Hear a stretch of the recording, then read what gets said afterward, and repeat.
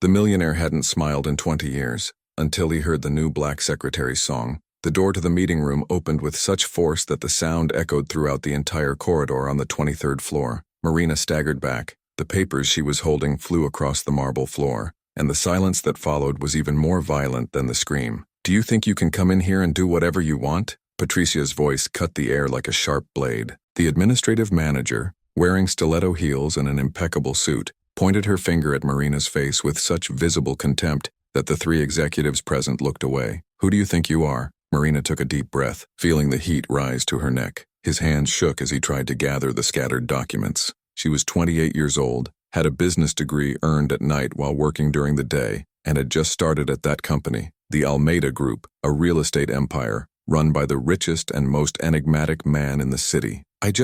Marina swallowed, forcing her voice to be firm. "I only brought the reports that Mr. Almeida asked for. Mr. Almeida didn't ask you for anything." Patricia took a step forward, invading Marina's personal space with the calculated cruelty of someone who had already dominated that territory for years. "You were hired to replace files and serve coffee. This," she kicked one of the papers on the floor, "is work for real secretaries." One of the executives cleared his throat uncomfortably. Another checked his cell phone. Nobody said anything. Marina bent down to collect the documents, feeling Patricia's eyes burning into her back. The plain fabric of her blouse, bought on sale because her ailing mother and two younger sisters' salaries depended on it, seemed to scream, "You don't belong here." But she needed that job. I needed it so much. 3 weeks earlier, Marina had seen the advertisement. Junior Secretary, Almeida Group. No previous experience necessary. The promise of a decent salary and transportation vouchers had been enough for her to face 3 buses and an interview with 5 candidates, all white, all in expensive clothes,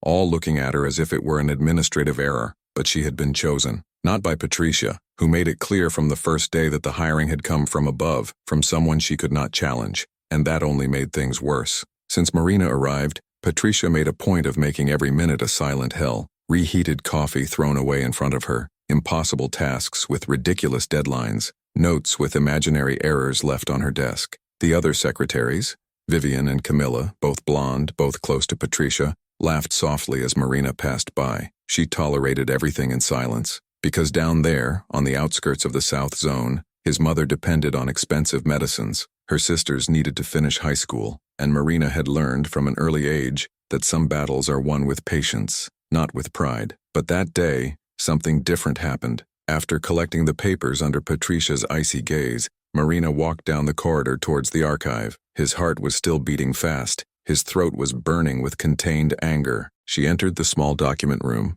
closed the door, and allowed the tears to come, just for a minute, just one. She took a deep breath, wiped her face with the back of her hand, and looked out the window. Below, the city was buzzing. Cars, people, entire lives happening while she was trapped in that cold, hostile place. And then, without thinking, Marina began to hum. It was an old song, the kind that grandmother used to sing in the kitchen on Sundays, while she prepared lunch and told stories about when she was young. A soft, almost forgotten melody about hope and new beginnings. Marina didn't even know why that came to mind. Maybe it was desperation, maybe it was homesickness, but she sang, quietly at first, then letting his voice grow, filling that tight space with something other than pain. "When night falls and the world sleeps, I'm still here, standing, because hope never dies and love is all I have faith in." The door opened. Marina turned around, startled, and froze. Before her stood a tall man in an impeccable suit and perfectly coiffed gray hair. The face was hard, carved by deep wrinkles around the eyes. He was in his early 50s,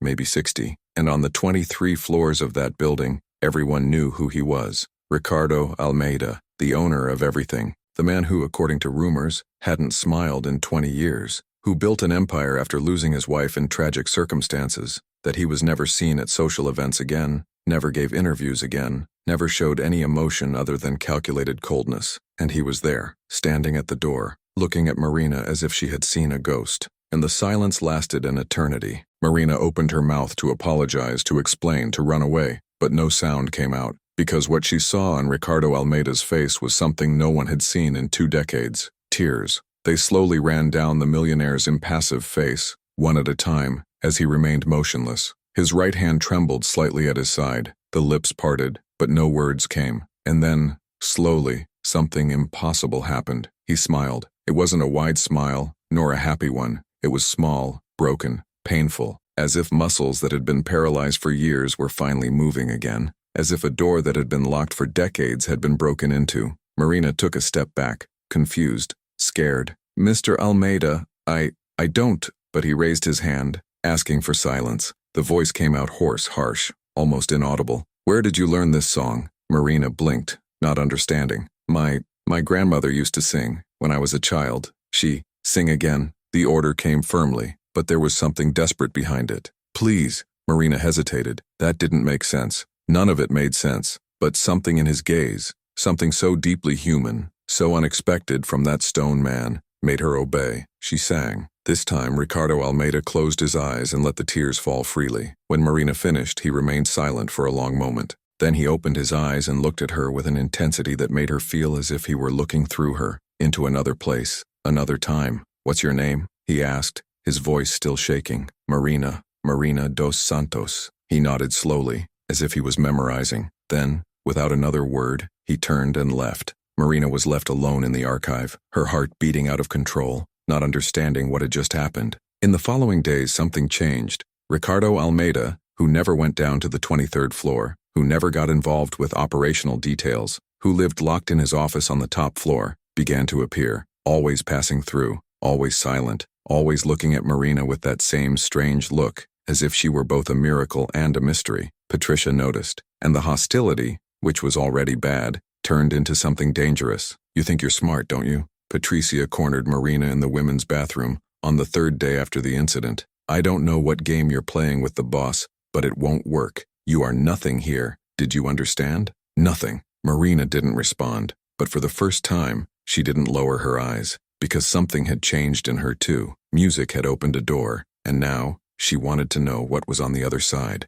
It was Donna Celia, the cleaning lady who had worked in the building for 30 years, who told the story. They were alone in the hallway, late at night. Marina had been organizing old files, one of the many useless tasks that Patricia invented to keep her away from anything important. Donna Celia stopped next to her, looked around to make sure they were alone, and whispered, "You sang that song, didn't you?" Marina looked up, surprised. "Like you? Everyone heard about it." Donna Celia bent down, pretending to clean the floor but keeping her voice low. "The song his wife sang, Helena. She died 20 years ago, daughter, on the day of the wedding anniversary. Car accident. At least, that's what they said." Marina felt a chill run down her spine. "What do you mean?" Donna Celia looked around again. He was never the same again. It closed. He stopped smiling. He stopped living. They say he burned everything that belonged to her. Photos, clothes, everything. One less thing. She paused. "A recorder, with her voice singing that same song. He keeps it in the safe. Nobody ever listened." Marina held her breath. "And now you appear," continued Donna Celia, singing the song that only she knew,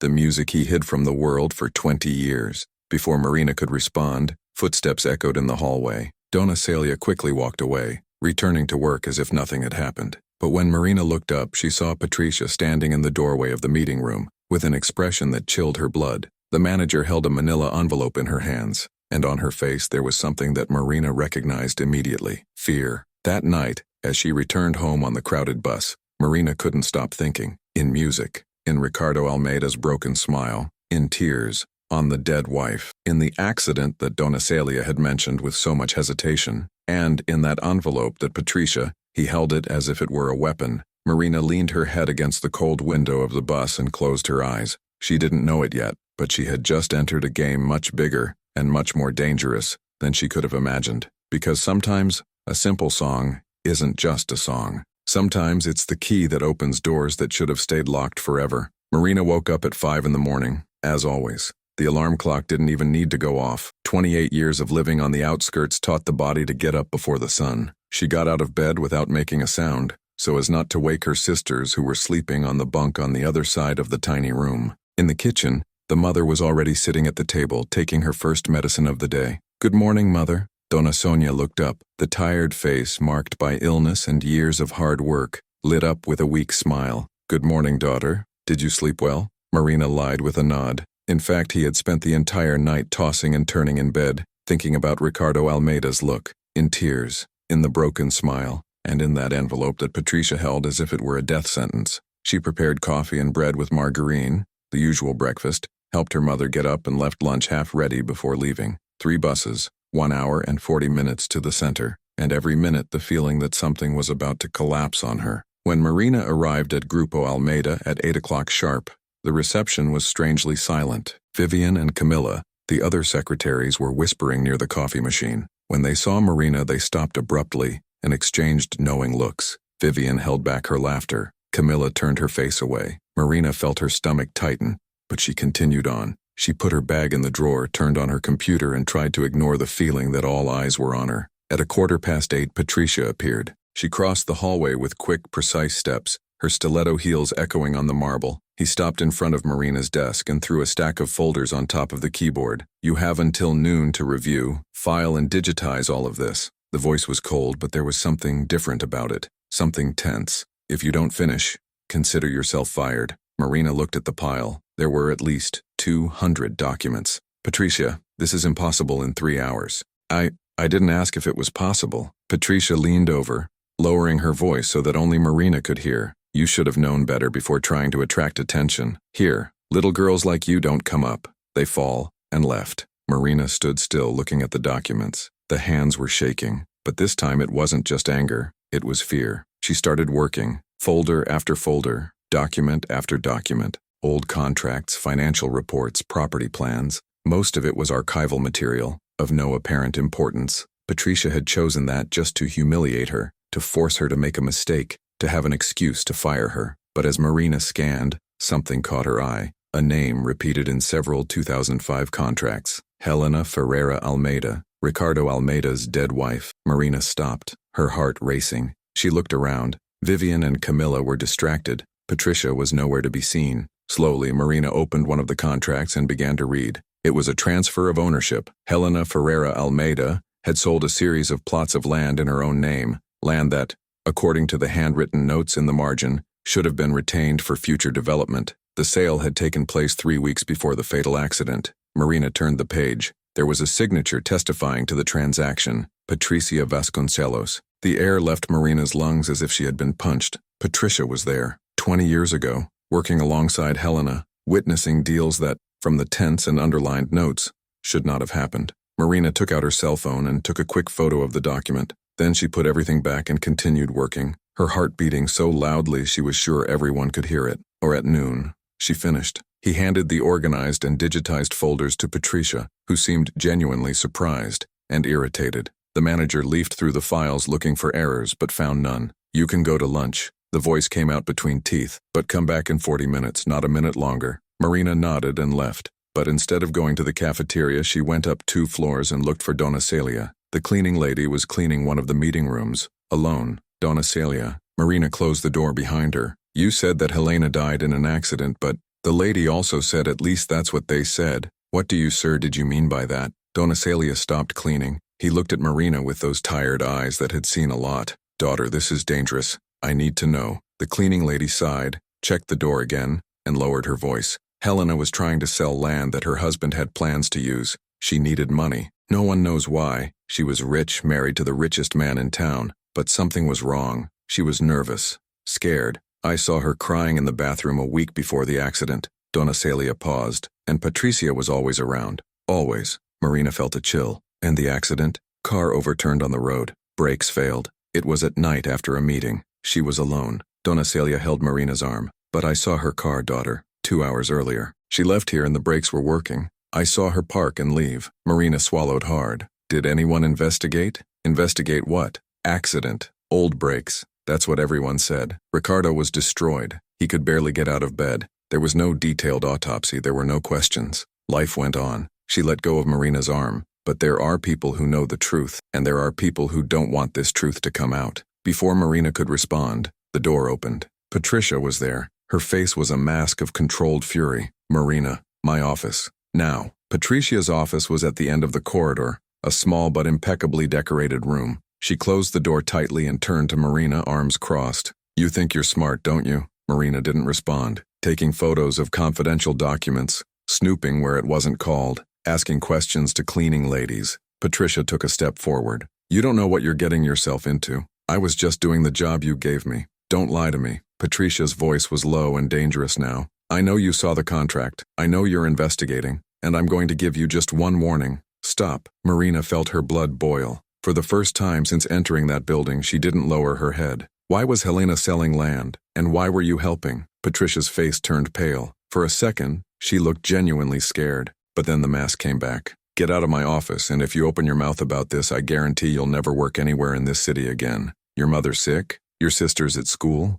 Patricia smiled cruelly. It would be a shame if something happened to their livelihood, wouldn't it? Marina left the room shaking, not with fear, but with anger. That night, on the bus back home, Marina opened the photo she had taken of the contract. She enlarged the image, studied every word, every signature, every handwritten note, and then he saw something he hadn't noticed before. A small note in the lower right corner, handwritten, payment received, PV personal account, do not register. PV, Patricia Vasconcelos. Helena had sold the land, and the money had gone to Patricia's personal account, not for Ricardo, not for the company, for Patricia. Marina closed her eyes, the cell phone shaking in her hands. This wasn't just about land. It wasn't just about an irregular sale. This was about robbery, betrayal, and possibly murder. When Marina arrived home, her mother was already asleep. She entered the room, lay down on the bed, and let the tears come, of fear, of anger, of exhaustion. She was 28 years old. She was just a junior secretary. He had a sick mother and 2 sisters to support. I had no power, no money, no protection, but there was something that Patricia did not expect: courage, and the song that had made Ricardo Almeida cry for the first time in 20 years. Marina took out her cell phone and looked at the photo of the contract again. Then, slowly, he began to do something he had never done before. She began to investigate. He searched for the name Helena Ferreira Almeida, found old news about the accident. He searched for property records, public bank transfers, archived cases, and the more she discovered, the more the pieces fell into place. Helena wasn't just selling land, she was running away. 20 years before, Helena Ferreira Almeida had been a beautiful woman with an easy smile and a soft voice. She sang in church choirs, did volunteer work, and was loved by everyone who knew her. Ricardo adored her. It was visible in every photo, in every mention in the old newspapers. But 6 months before the accident, something changed. The photos stopped. Public appearances ceased. And in the few records that Marina managed to find, a social article, a photo from a charity event, Helena looked different. Too thin, sunken eyes, forced smile, like someone who was trapped. Marina saved everything she found in a hidden folder on her cell phone. Then, exhausted, she finally fell asleep. But in the middle of the night, she woke up to a message. Unknown number. She opened it, her heart racing. The message only had a photo attached. It was an old black and white image taken from what appeared to be a security camera. It showed a parking lot, a car, and 2 figures next to him, late at night. One of them was Helena Ferreira Almeida. The other was Patricia Vasconcelos, leaning under the hood of the car. Below the photo, a single line of text. You're not the first to ask, but you might be the first to discover the truth. Find the recorder. It's in the safe in his office. The password is the wedding anniversary, 14-04. Marina looked at the screen, her blood running cold, unable to breathe. Someone was helping, or someone was setting a trap. Marina spent the weekend trying not to think about that message, but it was impossible. The photo burned in my memory. Patricia leaning on the hood of Helena's car, on the same night as the fatal accident. And those words, find the recorder. It's in the safe in his office. The password is the wedding anniversary, 14-04. Who had sent that? Why now, 20 years later? And why for her, a junior secretary who had nothing to do with that story? On Monday morning, Marina arrived at work with a plan. She needed to get into Ricardo Almeida's office. I needed to open that safe. She needed to hear what was on the recorder, because somehow, she knew it was the truth. But entering the top floor where the owner's office was located was not simple. There was security, cameras, and Patricia, who now watched Marina's every move like a hawk. The day started tensely. Patricia was especially aggressive, delegating absurd and impossible tasks, organizing 15 years of tax documents in alphabetical order before lunch, reviewing 300 pages of contracts without a computer, redoing reports that were wrong, but were clearly perfect. Marina did everything in silence, without complaining, without giving Patricia the pleasure of seeing her break. But inside, she was plotting. At 10 in the morning, while Patricia was in a meeting, Marina went to the reception and talked to Jonas, the night security guard who had just gotten off his shift. Jonas, can I ask you a question? He was a black man of about 50, quiet, always polite. He looked at Marina with a tired smile. Of course, Marina. What it was? Mr. Almeida, does he usually stay in his office late? Jonas frowned. Almost every day. He works until 10 or 11 at night. Sometimes it stays until dawn. Why? Marina hesitated but decided to take a chance. I need to deliver some urgent documents to him, but I don't want to bother you during office hours.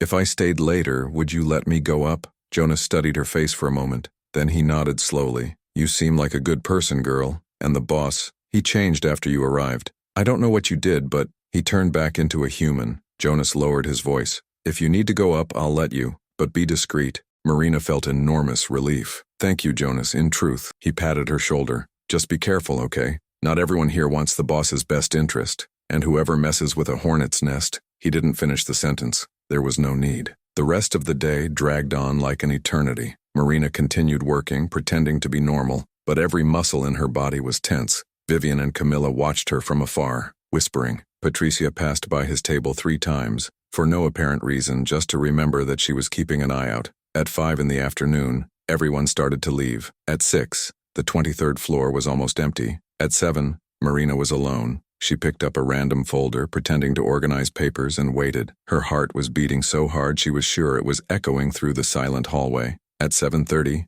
Jonas walked through the door and made a discreet sign. The way was clear. Marina took a deep breath, put her cell phone in her pocket, and walked down the hallway to the elevator. He pressed the button for the top floor. The 30th. The doors closed. And for the first time since joining that company, Marina felt that she was really close to something bigger than herself. The 30th floor was completely different from the rest of the building. There were no cubicles. There were no cramped desks. There was no noise. Just a long, silent hallway lit by indirect light with solid wooden doors and carpets that muffled any sound. At the end of the corridor, a double door with a discreet sign, R. Ricardo Almeida, Presidency. Marina walked slowly, her hands sweating. He reached the door, touched the handle, and to his surprise it turned. It wasn't locked. She entered. The office was huge. An entire wall of glass looked out over the city below, the lights twinkling like fallen stars. There were dark wooden shelves filled with books, a huge mahogany table, leather chairs, and in the left corner, embedded in the wall, a steel safe. Marina crossed the room in silence, her heart in her throat. He arrived at the safe and looked at the electronic panel. Enter the password. She took a deep breath and typed 1404. A beep, a metallic click. The safe door opened. Inside, there were few items, documents in sealed envelopes, a velvet box, probably jewelry, and at the bottom, almost hidden, a small old digital recorder, the type that was used 20 years ago. Marina took the recorder with shaking hands. There was a single recorded file. The date on the display was off, but the file name said it all. Helena, last recording. Marina looked back, making sure she was alone. Then he pressed the play button. The voice that came out was soft, feminine, but filled with fear. Ricardo, if you're hearing this, it's because I couldn't tell you in person. And if I couldn't, it's because something happened to me. Marina froze. I should have told you months ago, but I was afraid. Afraid of what you would think, afraid of what would happen. But now, I have no choice. Pause. Heavy breathing. Patricia blackmailed me. She found out something about me, something from my past that I never told you. And she forced me to sell the land you wanted to develop. She kept the money, everything. She said if I told the truth, she would destroy our lives. Tears began to roll down Marina's face. I tried to run away. I tried to muster up the courage to tell you. But she threatened me again. And today she asked me to meet her in the parking lot. She said it was the last time, that if I did that she would leave me alone. Helena's voice shook. I don't trust her, Ricardo. If something happens to me tonight, please investigate. Please don't let her get away with it, please. The recording stopped abruptly. Marina stood still, tears flowing, the recorder shaking in her hands. Helena knew. She knew she was going to die, and he had left a recorded confession, but no one had ever heard it. Exciting, isn't it? Marina turned around so quickly that she almost dropped the recorder. Patricia was standing at the door. She had entered silently, and now she was blocking the only exit. Her arms crossed, her face a mask of coldness. I knew you were smart, but I didn't think you were stupid enough to come here alone. Marina tried to speak, but her voice didn't come out. Patricia took a step forward, her leap echoing on the wooden floor. You heard, right? Her dramatic little confession. Poor Helena. The voice was pure poison. She was always so naive. He thought he could challenge me, that I could say no, that I could run away. You killed her. Marina finally found her voice, hoarse and trembling. You sabotaged her car. Patricia smiled. It wasn't a pretty smile. It was something broken, sickly. I did what needed to be done. Helena was an obstacle. Ricardo was obsessed with her, and as long as she was alive, I would never have what was mine. She tilted her head. You don't understand, Marina. I built this empire together with him. I was the one who stayed late, who closed deals, who held this company together while he cried for his perfect little wife. And what did I gain? Nothing. So you killed her out of envy. I killed her because she was weak. Patricia took another step. And you'll end up the same way if you don't hand over that recorder now. Marina clutched the recorder to her chest. No. Patricia laughed. A low, dangerous laugh. Do you think you're a heroine? Who will save the day? She took her cell phone out of her pocket. One call from me and you lose your job. Your mother loses her health insurance. Her sisters miss school. Pause. And if you keep insisting, I guarantee your family will have a lot more to lose than that. Marina felt fear tighten in her throat. But then, from somewhere deep inside her, something clicked. She thought about her mother, working until she couldn't anymore. In the sisters, dreaming of a better future. In Helena, dying alone on that road. And in herself, the girl from the outskirts who had been taught to put her head down, but who had never learned to give up. No, Marina repeated more firmly this time. I won't give it to you. Patricia narrowed her eyes. So you chose. She advanced, but before he could get close, the office door opened again, and Ricardo Almeida entered. Idacine Sakari stopped at the threshold, observing the scene. Patricia frozen in the middle from the room. Marina cornered near the open safe, the recorder in her hands. Ricardo's face was indecipherable. What's going on here? Patricia quickly composed herself, the mask of professionalism returning to her face. Ricardo, thank God you arrived. This employee broke into your office, opened your safe, and is trying to steal. I heard. His voice was low but carried with something dangerous. Patricia blinked. What? Ricardo entered the office and closed the door behind him. Then he took his cell phone out of his pocket and showed the screen. It was a live broadcast from his office. Patricia turned pale. I installed cameras 2 weeks ago. Ricardo looked at her with a coldness that Marina had never seen. After I realized someone was going through my files, someone was trying to erase old tracks. He paused. And I heard everything you just said. Patricia's world crumbled in her face. Ricardo, I can explain. You killed my wife. His voice shook, but not from fear, from anger. You blackmailed her, stole from me, and for 20 years you stayed here, by my side, pretending to be loyal. Patricia backed away, her hands shaking. I did it for us, for you. She was weak. She was going to destroy everything that—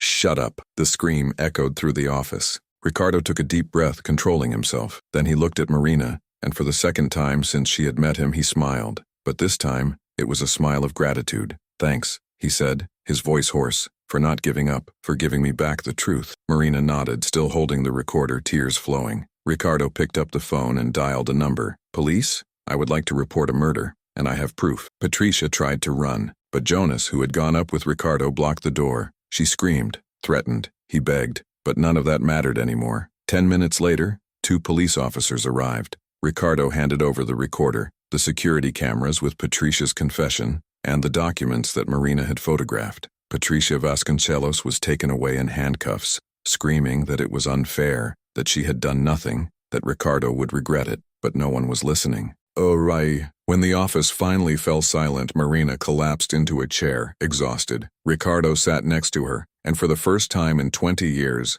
he didn't look like the stone man everyone knew. He looked human. I really need to thank you, he said, his voice soft, and apologize for not listening to Helena, for not investigating, for letting that woman stay here all these years. Marina shook her head. You didn't know, but it should. Ricardo looked at the recorder still on the table. And you are much braver than I ever was. He paused. The song you sang, the one Helena sang. He smiled, with tears in his eyes. You brought her back to me, even if it was just for a moment. Marina felt her chest tighten. My grandmother said that music is memory, that when we sing, we bring the people we love back. Ricardo nodded slowly. Your grandmother was wise. They were silent for a long moment. Then Ricardo stood up and extended his hand. You will no longer work as a junior secretary. Starting tomorrow, you are my personal assistant, with a decent salary and autonomy, because I need someone I can trust. Marina looked at the outstretched hand, then at his face, and pressed. But when Marina left the building that night, exhausted and relieved, she found something that chilled her blood. A note stuck to the windshield of the bus she always took. She opened the paper with shaking hands and read, Do you think it's over? Patricia was just the tip of the iceberg. Helena discovered something bigger, and now you also know too much. Be careful, Marina, because those who deal with dirty money don't deal with it alone. Marina looked around, her heart racing. The street was empty, but she felt it. Someone was watching. Marina didn't sleep that night. The note burned in the memory. Patricia was just the tip of the iceberg. Helena discovered something bigger. She was sitting on the bed, in the cramped little room she shared with her sisters, looking at her cell phone, the photos he had taken of the documents, the recording of Patricia confessing, the anonymous note. Everything indicated that the story was much bigger than a murder motivated by envy. Helena had discovered something big enough that someone would want to kill it, and now Marina knew it too. The question was, what? The next morning, Marina arrived at Grupo Almeida with a strange feeling in her stomach. News about Patricia's arrest had already spread. The 23rd floor was in. There was an uproar. Secretaries whispered, executives exchanged tense glances, and Vivian and Camilla, who had previously laughed at Marina, now avoided her as if she were radioactive. But there was something else in the air, something that Marina couldn't identify: fear. When she arrived at her new desk, now on the 28th floor next to Ricardo's office, she found Jonas waiting for her. Marina, he spoke quietly, looking around. I need to talk to you, in particular. They went to the emergency stairwell, away from cameras and prying ears. Jonas took an envelope out of his pocket and handed it to her. This came to you this morning, at the reception. Someone left it and ran away. Marina opened the envelope with shaking hands. Inside were 3 old photos and a sheet of paper. The photos showed Helena in meetings. In one of them, she was sitting at a table with Patricia and 3 other men in suits, all middle-aged, all with serious faces. In another, Helena held an open folder, pointing to documents while the men looked on with tense expressions. The 3rd photo chilled Marina's blood. It was Helena, alone, crying in a bathroom. The photo had been taken through a crack in the door, as if someone was watching her, and the paper had a single typed message. Helena discovered that the Almeida Group was being used to launder money from overpriced public works. She had proof. The 3 men in the photos are Deputy Carlos Mendez, Judge Evandro Campos, and Inspector Elio Amaral. They told Patricia to silence Helena. Now they will try to silence you. The safe has more documents. False drawer at the bottom. Password, Ricardo's mother's name. Marina read it 3 times, her heart racing. She looked at Jonas, speechless. It's much bigger than we thought. He finished it for her. And if that's true, you're dealing with powerful people, dangerous people. Marina took a deep breath. I need to check the safe again. Jonas shook his head. Not alone. This time, I'm going with you. They waited until evening. At 8 o'clock, when the building began to empty, Marina and Jonas went up to the 30th floor together. Ricardo had left for a meeting with lawyers. He was suing Patricia and preparing his defense against possible accusations of negligence. The office was empty. Marina went straight to the safe, entered the old password, 1404, and opened it. Then he looked for the fake drawer that the note mentioned. It took 3 minutes to find it. A small divider at the bottom, almost imperceptible. She needed another password. Ricardo's mother's name. Marina took out her cell phone and quickly searched. He found an old interview from 1998, where Ricardo briefly mentioned his deceased mother, Carmen. She typed into the hidden panel, CARMEM. 1 click. The drawer opened. Inside was a worn leather briefcase full of documents. Marina took everything out and started leafing through. They were public works contracts from the city hall and the state government, all of which were overpriced, false invoices, bank transfers to ghost accounts, and in the middle of it all, spreadsheets handwritten by Helena, with calculations showing exactly how much money was being embezzled. More than 20 million reais. In a note in the margin, Helena had written, Mendez coordinates, Campos authorizes, Amaral supervises, Patricia executes. Ricardo knows nothing. I need to protect him. Marina felt the tears coming. Helena wasn't stealing. She was trying to protect her husband, and he died for it. My God, Jonas murmured next to her, reading over her shoulder. That's enough to take down a lot of powerful people. Marina closed the folder, her heart pounding. I need to take this public, but if I just hand it over to the police, they might stifle the investigation. Mendez is a deputy. Campos is a judge. Then you need witnesses, Jonas said thoughtfully. Many witnesses. You need to do it where no one can stifle it. Marina nodded slowly. The board meeting, she said, her voice firm. In 3 days, Ricardo will present the annual results. There will be shareholders, directors, guest journalists. It will be broadcast live. Jonas smiled. You are brave, girl, and smart. I'm the only one who can do this. Marina held the folder against her chest. Helena had no chance to defend herself, but I will speak for her. Over the next 3 days, Marina prepared herself. She made copies of all the documents and kept them in 3 different places. One at Dona Celia's house, one with Jonas, and one on a flash drive that she always kept in her pocket. He spoke with Ricardo, who was shocked to discover that his own company had been used for money laundering without his knowledge. How did I not see it? He muttered, holding the documents with shaking hands. How did I let this happen under my nose? You trusted the wrong people, Marina said softly but firmly. But now we have a chance to fix it. Ricardo looked at her with deep gratitude.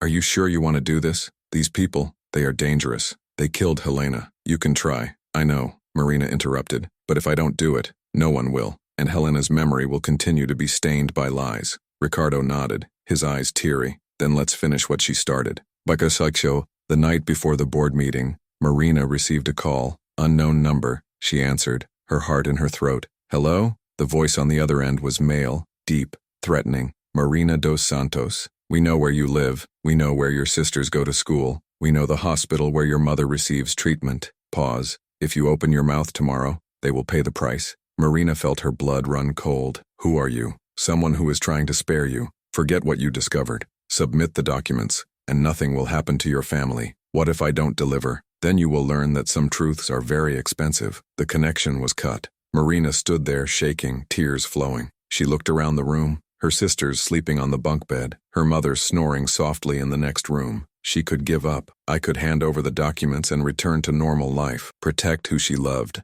But then she remembered Helena, alone on that road, dying because he tried to do the right thing. And she remembered herself, the girl who had learned to survive, but who had never learned to bend. Marina wiped her tears, picked up her cell phone and called Jonas. Jonas, I need you to take my mother and my sisters to a family friend's house. Today. Now. Did they threaten? Yes, but I won't give up. There was a pause. Then Jonas spoke, his voice full of pride. I'll pick them up in 20 minutes. The day of the council meeting dawned cold and rainy. Marina arrived at Grupo Almeida at 7 in the morning, the flash drive in her pocket, her heart beating like a war drum. Ricardo was waiting for her in the office with 2 private security guards that he had hired during the night. They won't let anyone touch you, Ricardo guaranteed. And I've already notified the organizers that you're going to make a special presentation before the annual results. Marina nodded, trying to control the tremors in her hands. At 10 in the morning, the auditorium was packed. More than 200 people, shareholders, directors, executives, journalists, representatives of partner companies. At the back of the room, cameras transmitted everything live to the company's institutional website. And in the second row, Marina saw 3 faces that she recognized from the photos. Deputy Carlos Mendez, Judge Evandro Campos, Inspector Helio Amaral. They were sitting side by side, in impeccable suits, with confident faces, as if they were honored guests, as if they were untouchable. Marina took a deep breath. Ricardo took the stage and opened the meeting with a brief speech. He talked about the 20 years since Helena's death, about how he had lost himself, about how he was rebuilding. And then he did something no one expected. But before we talk about numbers, I would like to give the floor to someone very special, someone who gave me back hope, and it will tell a truth that has been hidden for too long. He looked at Marina. Marina dos Santos. The auditorium fell silent. Marina took the stage, her legs shaking. She connected the pen drive to the notebook and projected the first image on the giant screen behind her, the photo of Helena, with the 3 men. A murmur ran through the room.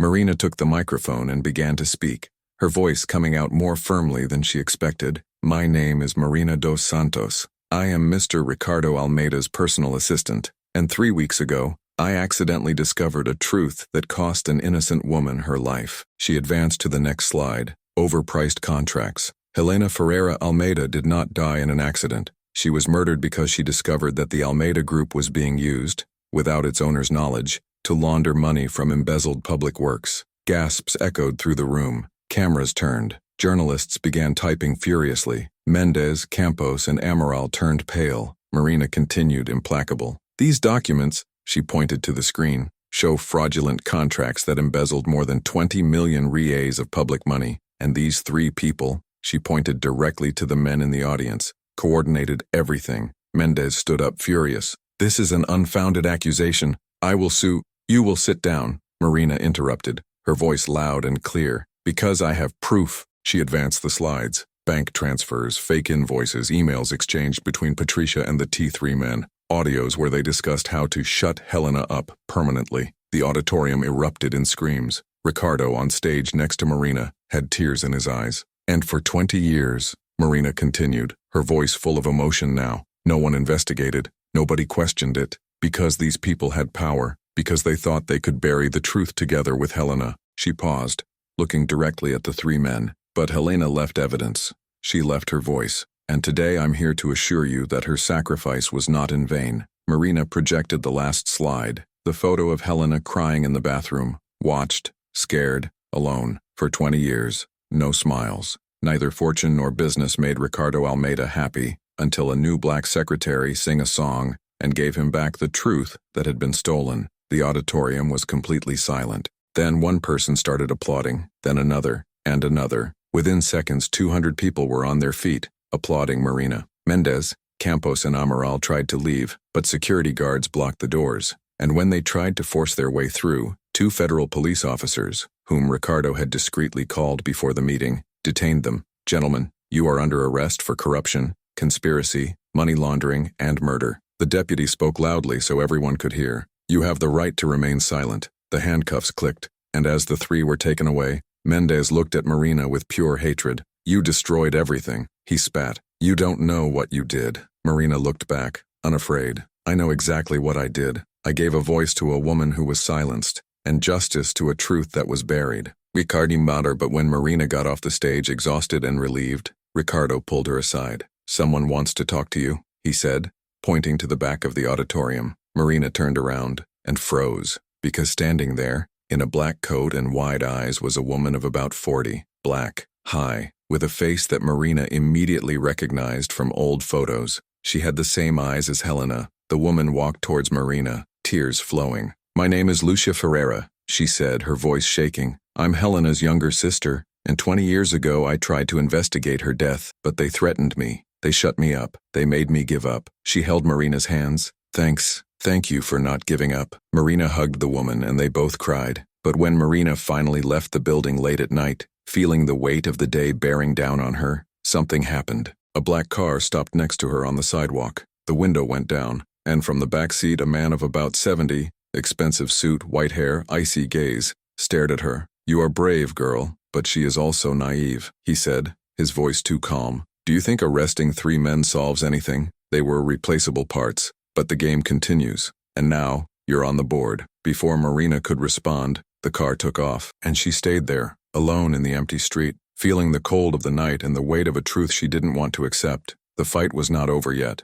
Marina didn't sleep that night. The face of the man in the black car burned into memory, the cold, calculated voice, promising that the game would continue, that she was on the board now. But at dawn, when the sun rose over the outskirts and illuminated the cramped room where her sisters slept safely, Marina made a decision. She wasn't going to back down. Because if 20 years of silence had taught us anything, it was that buried truth rots, and only those who have the courage to dig it up can breathe again. The next morning, Marina returned to Grupo Almeida with a different energy. The public exposure of the board meeting had made headlines. Newspapers printed photos of Mendez, Campos, and Amaral being arrested. Social networks were buzzing with the story of money laundering, murder, and the secretary who unmasked it all. The video of Marina's presentation already had more than 2 million views, but Marina knew that this was not the end. The man in the car had made it clear. The 3 prisoners were just replaceable parts. There was someone above them, someone powerful enough to operate in the shadows for 2 decades, and Marina was going to find out who it was. Ricardo was waiting for her in the office, next to 2 people she didn't know. A black woman of about 50 with glasses and a firm posture holding a folder, and a white man, gray hair, simple suit, with a federal police badge in his pocket. "Marina, these are Dr. Camila Rodriguez, federal prosecutor, and the deputy Mario Costa from the federal police." Ricardo made the introductions. "They came to help us finish what you started." The prosecutor extended her hand with a respectful smile. "Miss Marina, what you did was extraordinary, but now we need your help to reach the top of the pyramid." She opened the folder. Mendez, Campos, and Amaral started talking. They all point to the same person, the true architect of the scheme. Marina sat up, her heart racing. "Who?" The deputy placed a photo on the table. It was the man in the black car. "His name is Otavio Braga, businessman, investor, lobbyist. It has been operating for 40 years, financing political campaigns, buying influence, setting up corruption schemes in 6 states.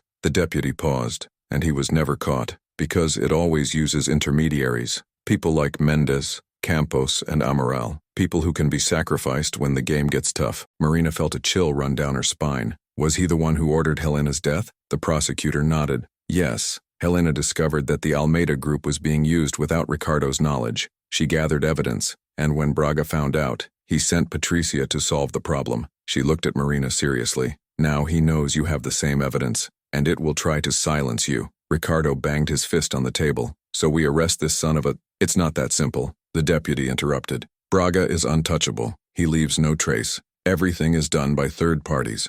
So far, we haven't found direct evidence against him. He looked at Marina. But you can help us. If we can get him to incriminate himself personally, we'll close the loop. Marina swallowed hard. How? The prosecutor bowed. He'll look for you again, probably to make a proposal. Money, position, silence, or to threaten you directly. She took a small device from her pocket. If you agree, we will equip you with a recorder. You meet with him, let him talk, and we use the confession to arrest him. Marina looked at the device, then to Ricardo, who had fear in his eyes. This is dangerous, Marina. Very dangerous. You don't need to do this. But Marina had already decided. I make, she said firmly, by Helena, for all the people he destroyed, and to ensure that no one else needs to be afraid. 2 days later, Marina received what she expected, an invitation, a message on your cell phone from a private number, Hotel Excelsior, Presidential Suite, tomorrow at 8 p.m. Come alone. Let's talk about your future. Marina showed the message to the federal team. They put together the plan. Marina would use the hidden recorder. I would arrive alone, as requested. But there would be undercover agents in the hotel, in the lobby, in the hallway, in the next room. If something went wrong, they would be in within seconds. You just need to make him talk, the prosecutor instructed. Let him feel in control. Let him brag. Men like Braga love to show power. Use this. Marina nodded, trying to control the tremors in her hands. The following night, she entered the Excelsior Hotel wearing a simple but dignified outfit. Her heart was beating like a drum, but she kept her posture straight, her head high. In the elevator, she pressed the button for the top floor. The doors closed, and for the first time in days, she hummed softly. When night falls and the world sleeps, I'm still here, standing. Helena's voice, the song that had changed everything. The elevator stopped. The doors opened. Marina took a deep breath and walked to the presidential suite. He knocked on the door. Arthur. Otavio Braga opened it in person. He was exactly as Marina remembered. Tall, white hair, expensive suit, ice-cold gaze that seemed to calculate every movement. But now, up close, she saw something else. Tiredness, as if he had spent decades carrying secrets that were too heavy. Marina dos Santos, he said, his voice soft. Come in, please. The suite was huge. Floor-to-ceiling windows showed the illuminated city below. A very expensive bottle of wine was open on the coffee table. Braga gestured for her to sit down. Wine? No, thank you. He smiled. It wasn't a gentle smile, always so direct. I like that. He served himself and sat in the armchair opposite her. You caused considerable damage, you know that? Marina didn't respond. He let the silence weigh down. 3 men arrested. My operation exposed. 20 years of work, falling apart. He took a sip, all because of a secretary who didn't know how to keep quiet. A secretary who discovered the truth. Braga laughed. A low, humorless laugh. The truth, what a lovely concept. He leaned over. Let me tell you a truth, Marina. The world doesn't work with honesty. It works with power, with money, with people who know when to shut up and when to act. Like Patricia? Marina teased. She knew how to shut up, even kill for you. Braga's eyes glittered. Dangerous. Patricia did what was necessary. Helena was about to destroy years of investment. She had proof. She had courage. He paused. Just like you. Marina felt the air grow cold. And you think you can buy me? Or scare me? Braga put the glass aside and got up, walking to the window. I don't need to scare you. I just need to show you the reality. He looked at the city below. Do you think arresting 3 men changes anything? I have 10 others to replace them. 20? 50? Because the system was made for me, for people like me. Then why are you here? Marina asked, her voice firm. Why did you call me if you're so confident? Braga turned around, and for the first time, she saw something other than coldness on his face. Fear. Because you are different, he admitted, his voice lower. You don't want money. He doesn't want power. You want justice. And that scares me. Because people like you don't stop. People like you don't sell themselves. He returned to the armchair and sat down heavily. So I came to offer you a choice. You can keep fighting. You can try to take me down. But I guarantee I will drag you, your mother, your sisters, everyone you love. He paused. Or you can accept 10 million reais, disappear, and live the rest of your life in peace. Marina looked at him. What if I refuse? Braga smiled, but it was a sad smile. Then you will die, just like Helena. The silence weighed like lead. Marina stood up slowly. Do you know what Helena's mistake was? She said, her voice low but firm. She tried to protect Ricardo alone. She kept the evidence, but didn't have time to use it. Marina took a step forward. But I'm not alone. I have the federal police protecting me. I have prosecutors investigating, and I have something you will never have." She stopped a few centimeters away from him. "I have the truth on my side." Braga looked at her with something that seemed like respect and contempt at the same time. "So you chose?" "Yes, and you just confessed everything." Marina played the recorder hidden in her blouse. Braga's face turned pale. At that moment, the door to the suite was broken into. 6 federal agents entered, guns drawn. "Federal police! Otavio Braga, you are under arrest." Braga did not react. He just looked at Marina with a blank expression. "Do you think this changes anything?" Marina approached, looking into his eyes. "Changes everything, because for the first time in 40 years, you will pay for what you did." The handcuffs clicked, and while Otavio Braga was taken away, Marina felt something she hadn't felt in weeks: peace. 3 months later, the Almeida group had changed. Ricardo implemented a complete audit, fired everyone involved in illegal schemes, and restructured the company based on transparency and ethics. And at the center of it all was Marina, now Director of Compliance and Ethics, with a decent salary, her own team, and respect from everyone. But more than that, she had done something no one expected. She created the Helena Ferreira Institute, a non-profit organization dedicated to helping women victims of violence, blackmail, and injustice find legal, psychological, and financial support.